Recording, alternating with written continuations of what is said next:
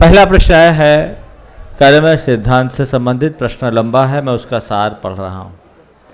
प्रश्नकार के प्रश्न का सार ये है कि विज्ञान के द्वारा जो कारण कार्य की व्यवस्था निरूपित की जाती है वह सार्वभौमिक रूप से स्वीकार कर लिया जाता है, लेकिन अध्यात्म शास्त्रों में जो सिद्धांत निरूपित किए जाते हैं वे सार्वभौमिक क्यों नहीं हो पाते, और जैन कर्म सिद्धांत सार्वभौमिक क्यों नहीं।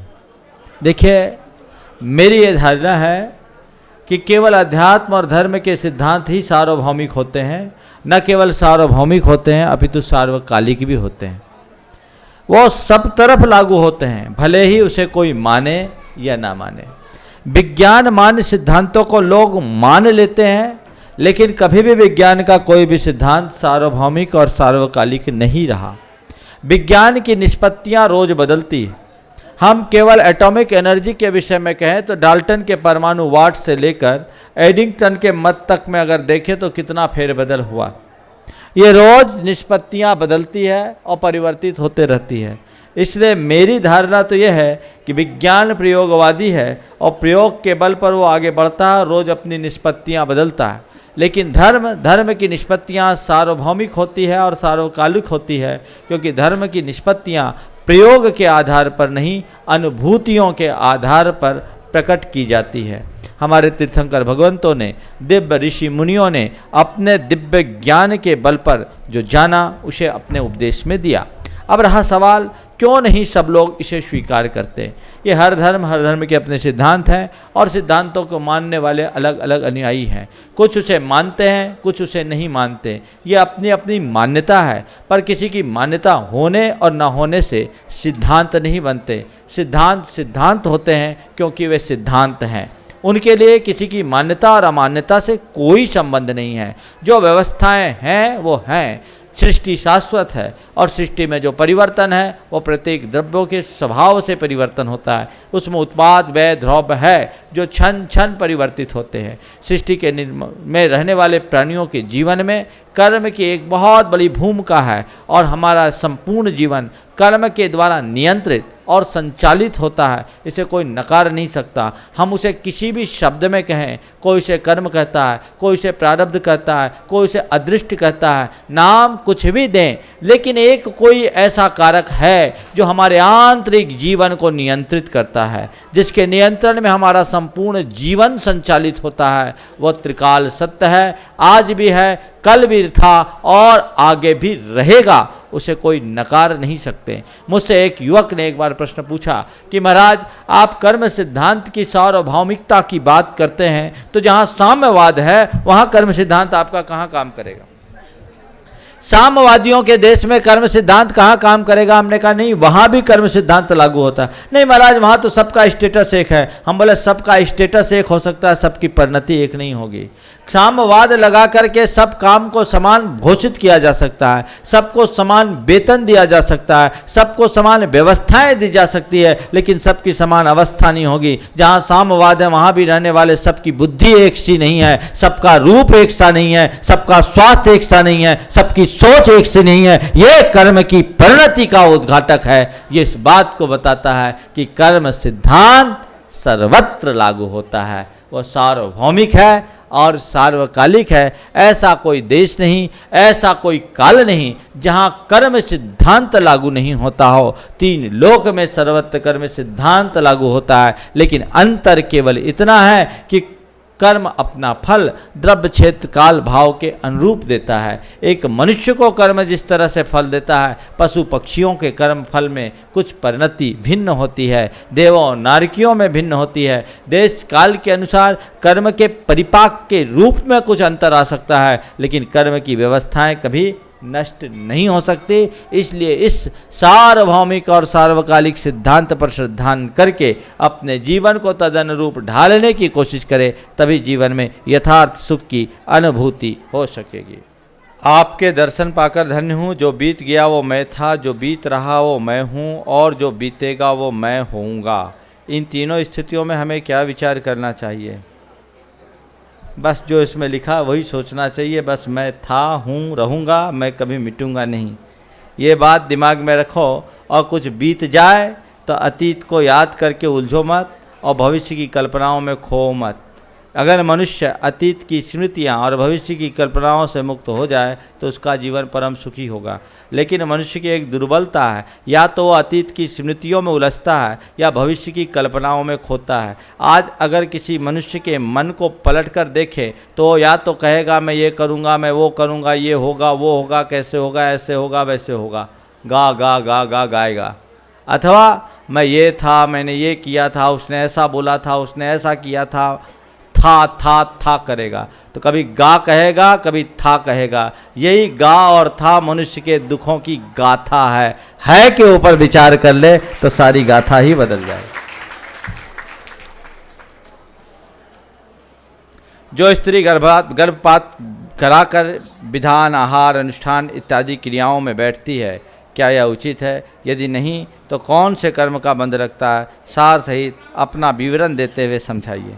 देखिए, गर्भपात एक बहुत बड़ी अमानवीय कृत्य है, घोर हिंसा है। सब जानते हैं कि गर्भपात कितनी बड़ी हिंसा है। आप किसी के पेट में यदि कोई भ्रूण है तो वो भ्रूण नहीं, जीता जागता एक इंसान है। उसके भीतर वो एक मनुष्य है जो जन्म लेकर के न जाने कितना बड़ा महात्मा बन सकता है, देश और दुनिया का उद्धार कर सकता है। इसलिए यदि कोई गर्भपात का विचार करता है तो ये विचार भी बहुत बड़ा पाप है, ऐसा होना ही नहीं चाहिए। और आज बढ़ते हुए इस गर्भपात के परिणाम स्वरूप ही समाज में लड़के और लड़कियों का अनुपात बिगड़ गया। आज लड़कियां नहीं मिल रही है, लड़के बैठे हैं अच्छे अच्छे घरों में, लोग परेशान हैं। कारण क्या है? समाज में आज लड़कियों का अभाव। और लड़कियों के अभाव का कारण क्या? पिछले बीते हुए काल में दहेज की विकराल समस्या के कारण लड़की को लोग अस्वीकार करने लगे, बोझ मानने लगे और लड़कियों का गर्भपात कराने लगे।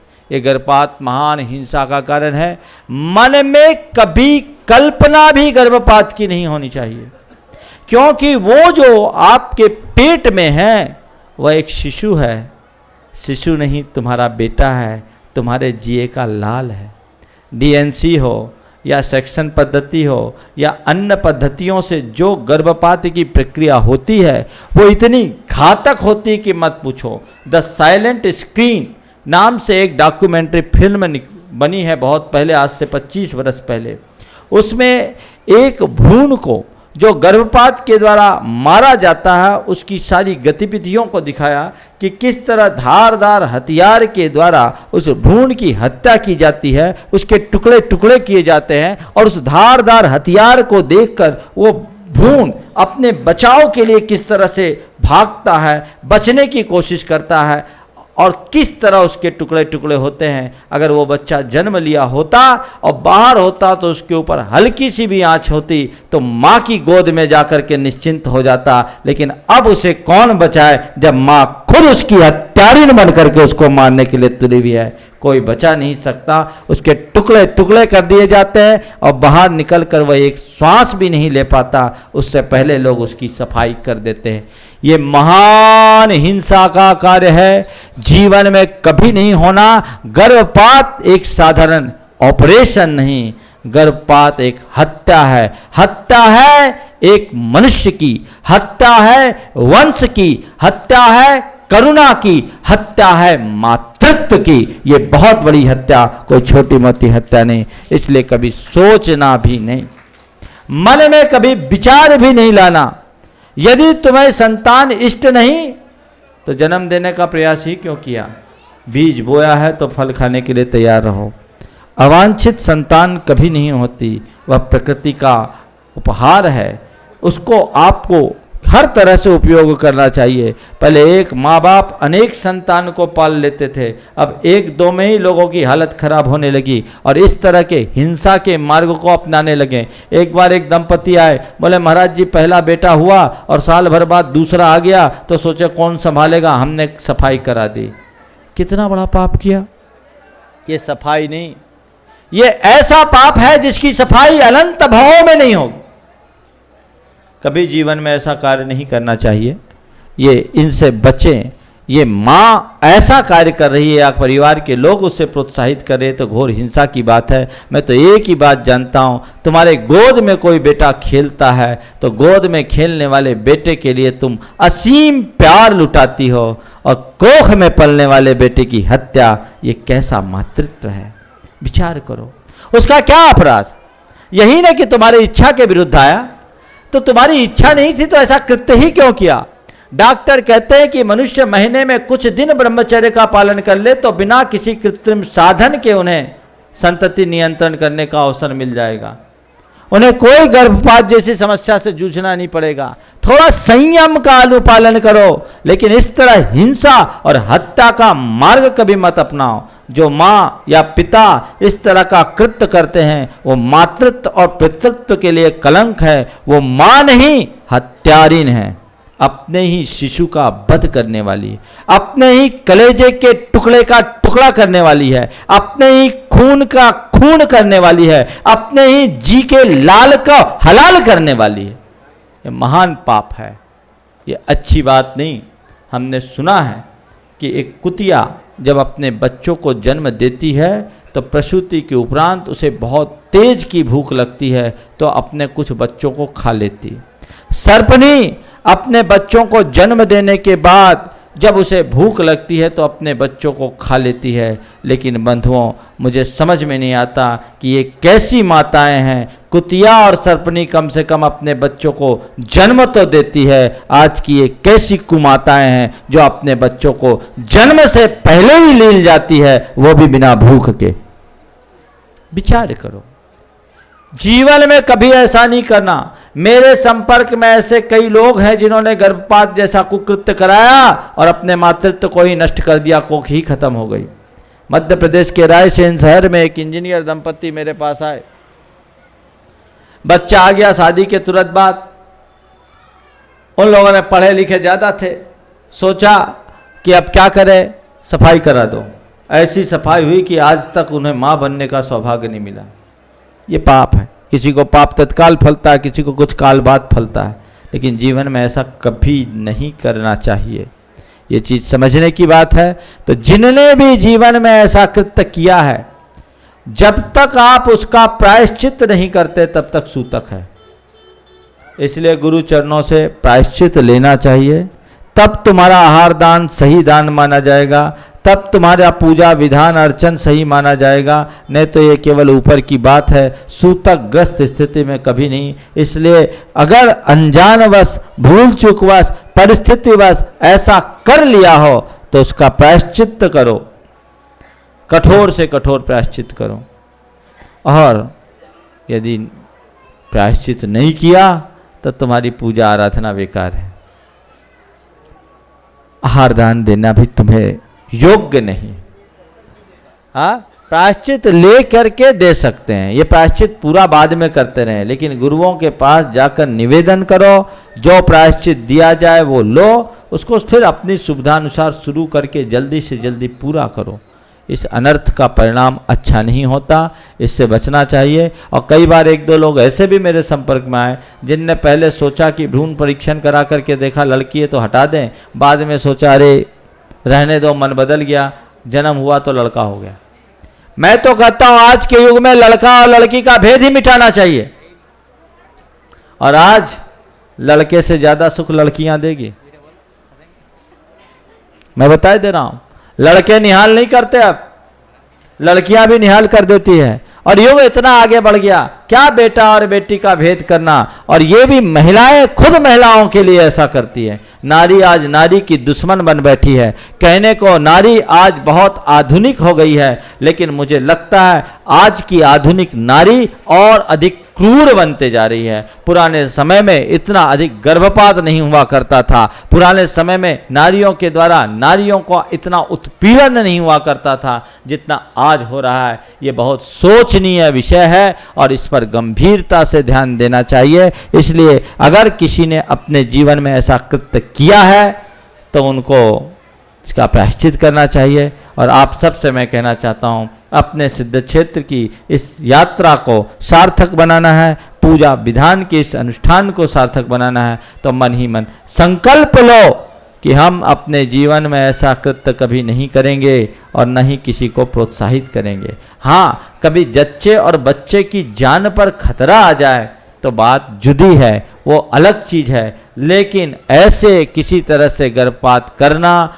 कराना या किसी को प्रोत्साहित करना महान पाप है। ऐसा कभी मत करना।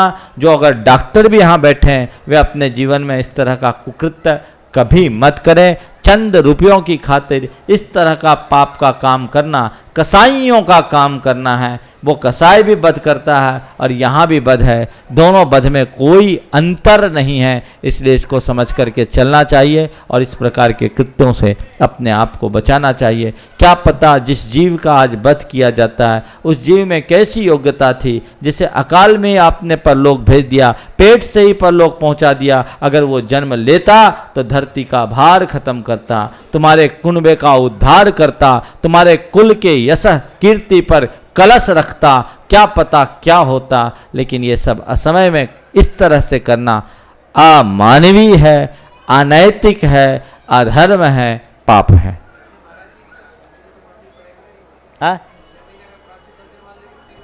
प्रायश्चित अगर प्रारंभ कर दे, प्रायश्चित ले ले, गुरु से आलोचना कर ले, उतना खींचो नहीं। आचार्य महाराज यही बोलते हैं कि यदि किसी ने कभी किया, आज से 2 साल 5 साल 10 साल पहले भी किया, अब नया कोई करे, तुरंत कराए, और फिर प्राय तो कराए क्यों? 6 महीना 2 महीना में किसी ने कहा हो तो उसको तो 6 महीना का सूतक समझना चाहिए। लेकिन अगर अतीत में किसी ने कराया है तो उसका प्रायश्चित स्वीकार लेना चाहिए। एक प्रश्न आया है, हम यहाँ विधान में बैठे हैं, हमें विधान के पुण्यार्जक की तरफ से सारी सुविधाएं दी गई, जैसे साड़ी धोती दुपट्टा भोजन आवास सब कुछ अच्छी व्यवस्था मिली, बहुत बढ़िया व्यवस्था है। पर महाराज श्री मन कहता है यह निर्माल्य तो हमारा क्या, यह निर्माल है, हमारा क्या कर्तव्य बनता है जिससे हमें दोष न लगे। निश्चित आप पुण्यार्जक के निमंत्रण पर आए हैं और पुण्यार्जक ने आपकी व्यवस्था खुले मन से की, व्यवस्थापकों ने आपकी व्यवस्था में कोई कोर कसर नहीं छोड़ी, आप पूजा आराधना कर रहे हैं। ये निश्चित आपका यहाँ बैठने से आपको पुण्य मिल रहा है और आपके पुण्य का हिस्सा पुण्यार्जक को भी जा रहा है। लेकिन पूजा आराधना और दान अपने द्रव्य का होना चाहिए। उनने जो किया सो किया, लेकिन अपने पुण्य को और गाढ़ा बनाना चाहते हो तो आप अपना योगदान दो। हिसाब लगा लो कि मैं 10 दिन यहाँ विधान में बैठा तो कम से कम कितना द्रव्य चढ़ाया मैंने, कितनी सुविधाएं की, क्षेत्र पे इतना दान तो मैं दूं ताकि मेरा पुण्य और गाढ़ा हो, पुण्य कम ना हो।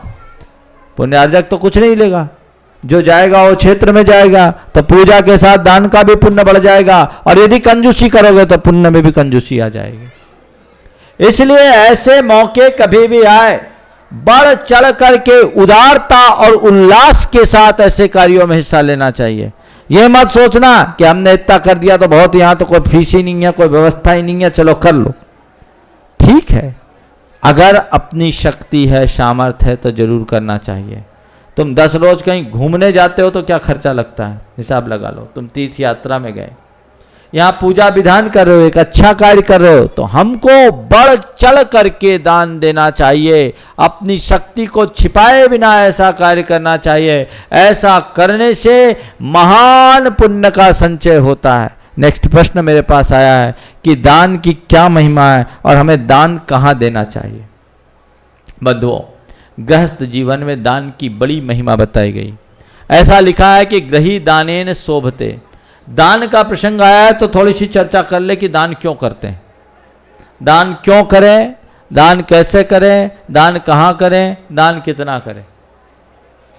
ये 4 बहुत महत्वपूर्ण विषय है। दान करने के पीछे का जो कंसेप्ट है वो बहुत अलग है। वो इसलिए कि आप जो पैसा कमाते हैं वो बिना सावध यानी पाप के नहीं कमाते। अपने यहां 5 पाप की चर्चा आती है। कौन कौन से पाप है? क्या है?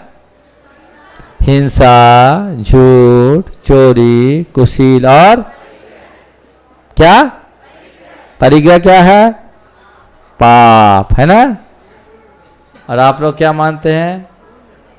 पुण्य का फल। जितना पैसा आता आप उतनी आंखें चमकते हैं। आचार्य क्या कहते हैं? परिग्रह तो पाप है। तीर्थंकरों ने क्या कहा? परिग्रह पाप है, पाप नहीं, पाप का बाप है। क्यों है पाप? क्यों है पाप? धन का संग्रह पाप से होता है। बिना पाप किए पैसा नहीं होता। पाप का मतलब अनैतिकता नहीं। बिना अनैतिकता के पैसा कमाया जा सकता है। नैतिकता पूर्वक विधि विधान से पैसा कमाया जा सकता, पर बिना पाप के नहीं। अनैतिकता अपराध है, पाप उससे भी सूक्ष्म है। आज आप कोई भी प्रोडक्ट बेचते हैं, वो कहां से उत्पन्न हुआ, उसके उत्पादन में कुछ हिस्सा हुई कि नहीं हुई? अगर एकदम सच बोल करके भी व्यापार कर रहे हैं तो हिंसा से नहीं बच रहे। विचार करो, होता है कि नहीं? महाराज पैसा तो पुण्य से कमाते हैं, पुण्य से पैसा नहीं कमाते हैं। अगर तुम्हारी यह धारणा है कि पुण्य से पैसा कमाया जाता है तो जो जितना धनवान वो उतना पुण्यात्मा, और जिसके पास जितना धनाभाव वो उतना पापी, मानोगे? मानोगे? अगर ऐसा मान लिया ना तो क्या गड़बड़ होगा पता? सारे सेठ साहूकार पुण्यात्मा हो जाएंगे और सबसे बड़े पापी हम लोग होंगे। एक धेला नहीं है। तो फिर महाराज किसी के पास बहुत पैसा होता है, किसी के पास नहीं, वहां पुण्य पाप क्या? समझो, पुण्य एक संयोग देता है, और पुण्य के योग में जब पाप करते हैं तो पैसा होता है। पुण्य ने क्या संयोग दिया? अच्छा बैकग्राउंड दिया, अच्छी लोकेशन में दुकान दी, अच्छी लाइन दी, ये पुण्य का संयोग है। लेकिन अब पुण्य के संयोग के पाकर के जब तुम दुकान चलाओगे तब ना पैसा कमाओगे, और दुकान चलाओगे तो दुकान की पॉलिसी के अनुसार चलाओगे। वहां तुमको सब ठटकरम करना पड़ेगा, तब तुम्हारा पैसा तुम कमा सकोगे। हम लोगों को संयोग मिला, हमने उसको त्याग दिया, हमने उसका उपयोग दूसरी तरफ लगा दिया। तो पुण्य के योग में पाप करने से पैसा आता है। तो जितना आप पैसा कमाते हैं, पैसा कमाने के साथ साथ पाप भी आता है। तुम्हारे द्वारा जोड़ा गया धन यहीं छूट जाने वाला है, लेकिन उसके साथ संग्रहित पाप जन्म जन्मांतरों तक पीछा करता है। इसलिए पैसा आता देखकर ज्यादा आंखें मत चमकाना। पैसे को पाप के संग्रह का निमित्त मानकर उनका सदुपयोग करना। इसी वजह से गृहस्थ को कहा जाता है कि तुम्हारे जीवन के निर्वाह के लिए धन जरूरी है, बिना धन के तुम जीवन नहीं चला सकते। इसलिए गृहस्थ को जीविकोपार्जन की बात कही, पर सम्यक आजीविका का उपदेश दिया। ठीक रीति से व्यापार करो जिसमें कम से कम पाप हो, पर अपने अर्जित धन का सदुपयोग करके उस पाप को कुछ साफ कर लो। दान देने का प्रयोजन ये। आपके शरीर पर मैल लगता, आप क्या करते हो? क्या करते हो? स्नान करते हो। करते हो? तो स्नान के द्वारा शरीर के मैल को साफ करते हो, और दान के द्वारा आत्मा के मैल को साफ किया जाता है। शरीर का मैल एक दिन दूर नहीं करो तो मन बेचैन हो जाता है, और आत्मा के मैल पर ध्यान ही नहीं जाता। इसलिए जब कभी भी आप जिस अनुपात से पैसा कमा रहे हैं, उसी अनुपात से दान का भाव रखना चाहिए। और गृहस्थ की शोभा दान से ही है। ग्रही दानेन शोभते दानम दुर्गति नाशनम। दान दुर्गति का विनाशक है, इसलिए दान करते रहना चाहिए। कितना करो? जितना कमाओ उसी अनुपात से करो।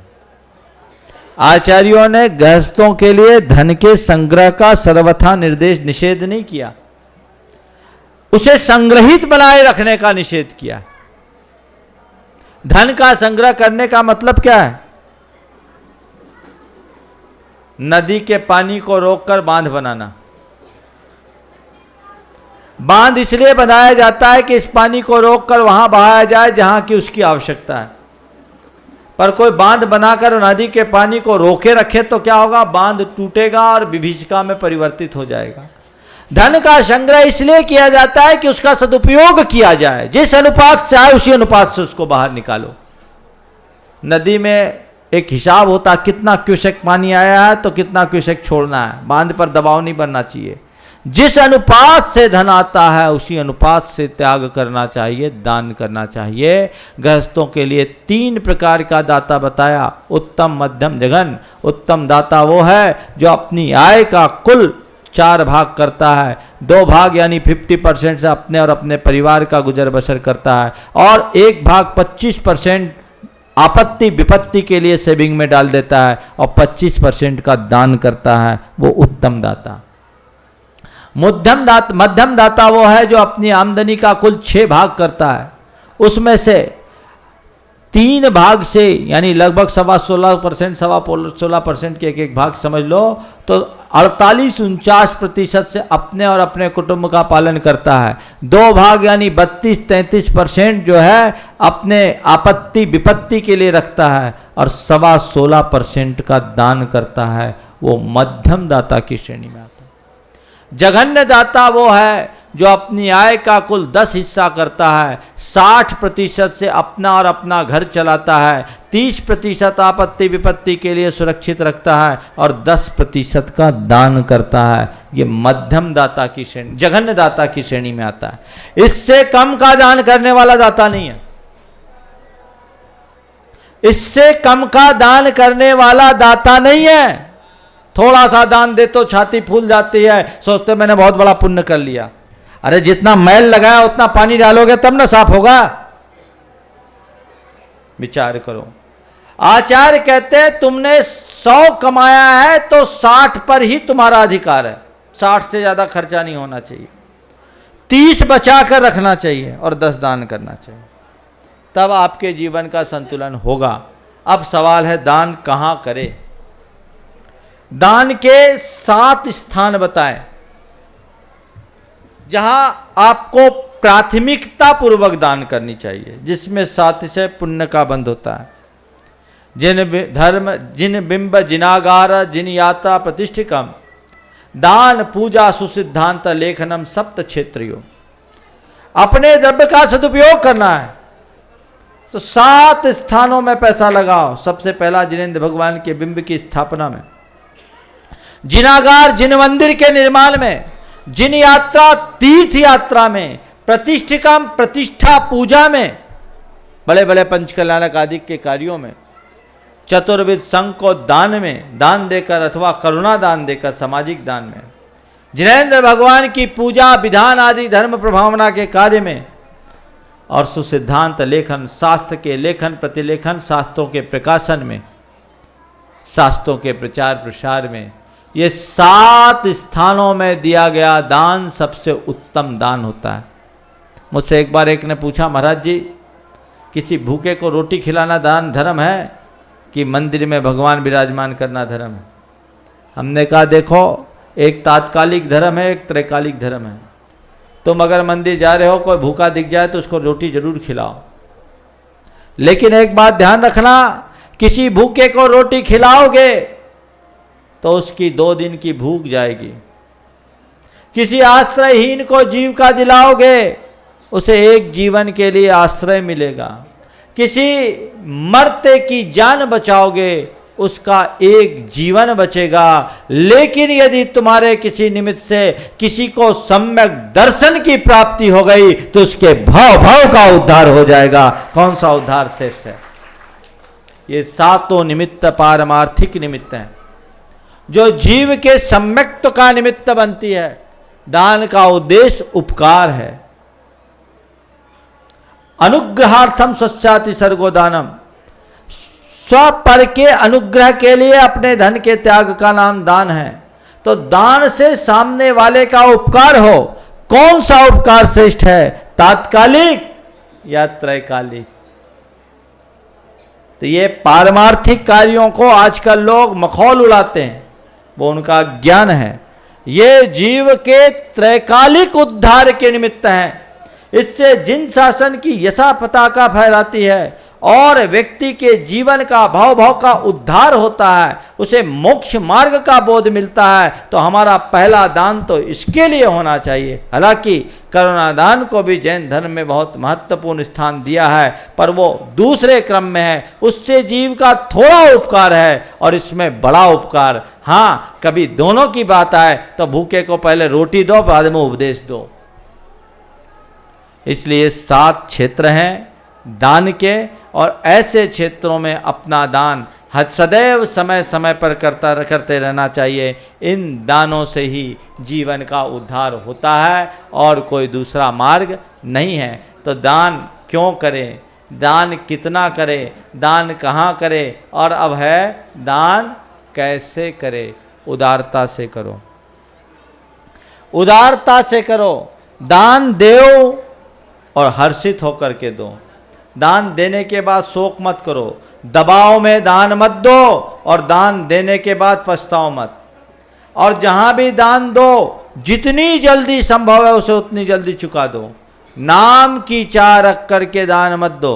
यद्यपि यदि कोई दान दे तो उसकी प्रशंसा जरूर करो, दानी की प्रशंसा करो। दान की अनुमोदना भी पुण्य का कारण है। यदि कोई व्यक्ति बड़ा दान करता है, उसके नाम की घोषणा होती है, आप लोग ताली बजा के उसकी अनुमोदना करते हैं, तो ये भी पुण्य बंध का हेतु है। समझ गए?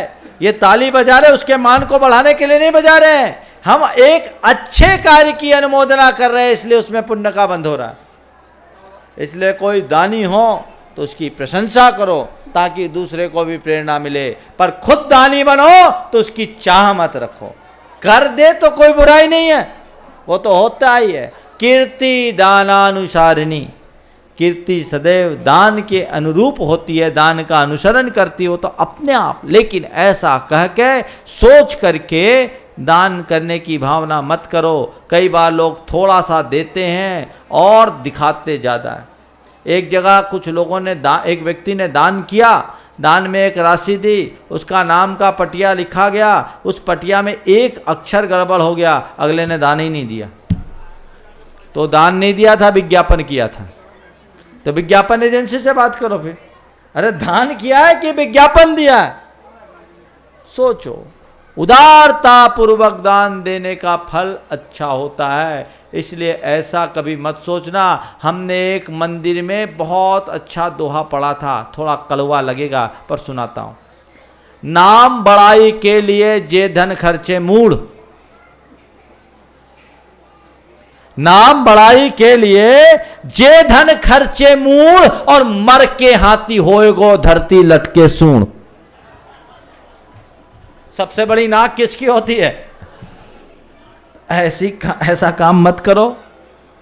अच्छे भाव से काम करोगे तो सारे काम अच्छे होंगे। मैं समझता हूँ इस संदर्भ में जो प्रयोजनीय है वह सब हो गया। ऐसे मौके हैं और इन मौके का पूरा उपयोग करो, अपने द्रव्य का सदुपयोग करो, जिससे कि जिन धर्म की महती प्रभाव ना हो सके और तुम्हारे जीवन का कल्याण हो सके।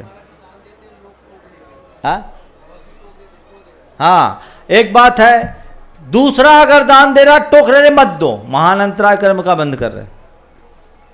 तुम्हारा क्या जा रहा है? एक कहावत है, तेली का तेल जले मसालची का जी। अरे तेल तेली का जल रहा है, तुम्हें क्या हो रहा है?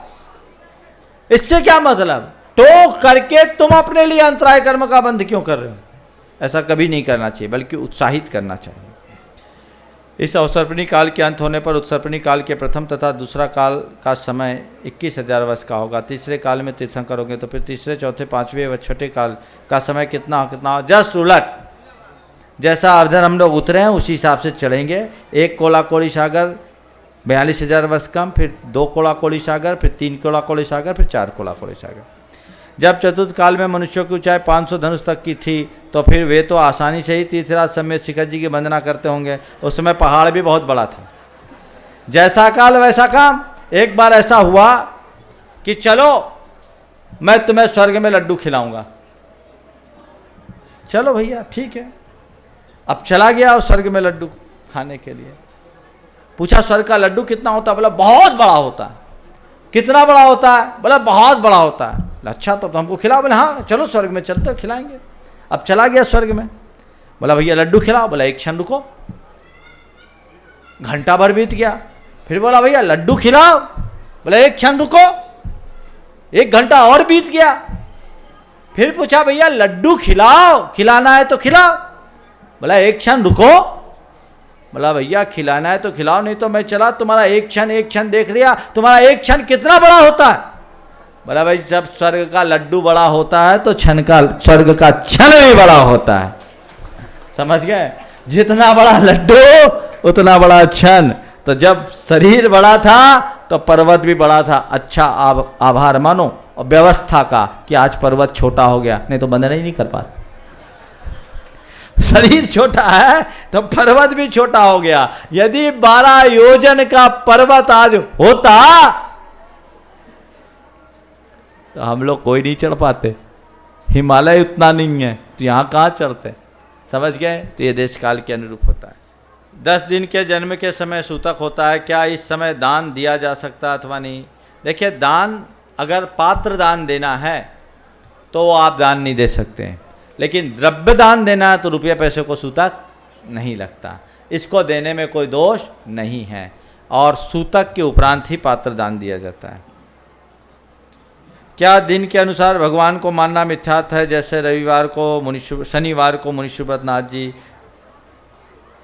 देखिए, भगवान को कभी मानो, कोई दिक्कत नहीं। अपनी सुविधा के अनुसार भगवान की पूजा करो, रोज़ बदल बदल करके करो तो कोई दिक्कत नहीं।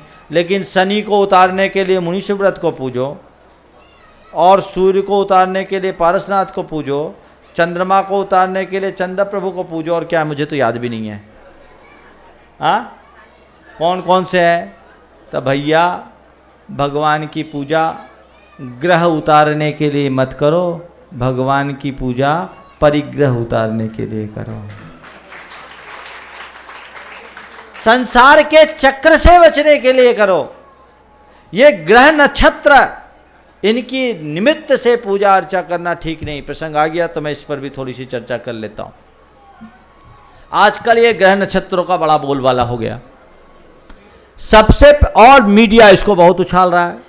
नवग्रह की पूजा और नवग्रह अरिष्ट निवारण के विधान, नवग्रह मंदिर जो 2500 वर्षों में नहीं हुआ, वो सब 20वीं शताब्दी के अंत में और 21वीं शताब्दी में हो रहा। 22वीं शताब्दी का भगवान जाने।